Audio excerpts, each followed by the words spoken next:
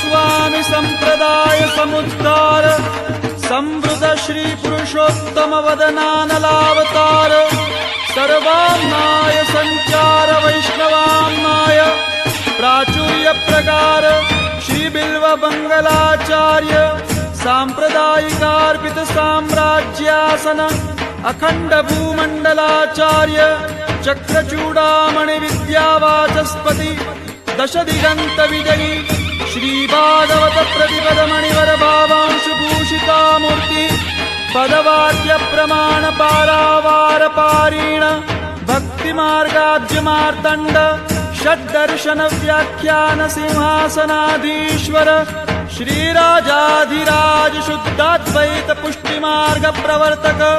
आचार्य वर्य जगद्गुरु श्रीमद्वल्लभाचार्य